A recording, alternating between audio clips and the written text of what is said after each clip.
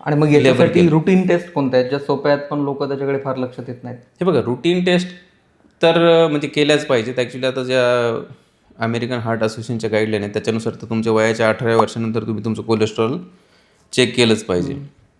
मग आता routine taste जर तुम्ही म्हणाल तर तुमचं कोलेस्ट्रॉल, त्याच्यानंतर तुम्हाला डायबिटीस वगैरे आहे का, तुमचं ब्लड प्रेशर काय आहे ते नियंत्रित आहे का, त्याच्यानंतर मग हार्टचं स्पेसिफिक म्हणलं तर 2D इको, स्ट्रेस टेस्ट. म्हणजे बऱ्याच वेळेस कसं असतं बघा, तुम्ही काही लोक पॅनिक असतात किंवा आता एखाद्या रुग्णाला समजा 90% ब्लॉक आहे, ठीक आहे.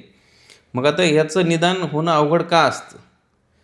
जेव्हा रुग्णाला 90% ब्लॉक असतो त्याच्यानंतर कधी कधी तो जस्ट असं मी शांत बसलेलो आहे तर मला माझे जे रिक्वायरमेंट आहे, म्हणजे बसल्यानंतर माझ्या ज्या शरीराच्या पेशींची ऑक्सिजनची रिक्वायरमेंट आहे ती एकदम कमी असते.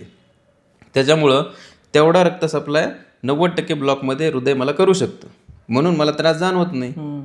मग मी काय करत असतो, मी कधीतरी एखादा बॅग उचलण्याचा प्रयत्न करतो, टॉयलेटमध्ये गेलो तिथे एखादी बकेट उचलली किंवा असं काहीतरी हेवी थोडं वर्क करण्यात आलं की मग मला त्रास होतो. मग तेव्हा छातीवर दाब आलेला असतो, एकदम अचानक घाम आलेला असतो. मग मी काय करतो, मी डॉक्टरांकडे जातो. मग डॉक्टर काय करतात, लक्षण ओळखून सांगतात की तुम्ही एक ECG काढून घ्या. मग आता ECG कधी काढलेला असतो, जेव्हा माझं सगळं मी रेस्टला आलेलं असतो, माझी रिक्वायरमेंट ती परत नॉर्मल लेवलला असते. मग त्यावेळेस ECGमध्ये काहीही चेंजेस दिसत नाहीत. मग आपल्याकडं कसं आहे की बाबा ECG नॉर्मल आहे, इको नॉर्मल आहे, मग तपासण्या कशाला करायच्या किंवा मी नॉर्मलच आहे. पण मग असं नसतं. जेव्हा तुम्हाला ते 90% ब्लॉक असतो त्यावेळेस तुम्ही रेस्टिंग कंडिशनला जेव्हा बसलेले असतात तेव्हा रक्तप्रवाह तुमचा कमी पडत नाही, त्याच्यामुळं तुम्हाला तेवढा त्रास जाणवत नाही आणि ECGमध्ये चेंजेस येत नाहीत. मग जेव्हा तीच नस 100% बंद होते तेव्हा मग रेस्टिंगला पण ECG चेंजेस येतात, इकोमध्ये पण चेंजेस येतात आणि मग त्यावेळेस तो ॲक्च्युअलमध्ये हार्ट अटॅकच असतो. मग आता हार्ट अटॅकच्या अगोदर तुम्हाला पकडायचं, मग अशा वेळेस कधी कधी आम्ही स्ट्रेस टेस्ट करतो.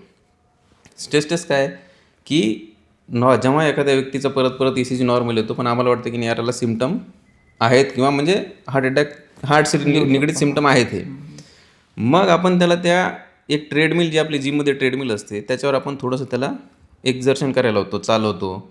मग ती ज्यावेळेस हार्टची रिक्वायरमेंट वाढते आणि ब्लड सप्लाय तिथे कमी पडतो त्यावेळेस मग ते ECGमध्ये बदल यायला चालू होतात आणि त्याच्यावर आम्हाला लक्षात येतं की पेशंटला ब्लॉक असू शकतो.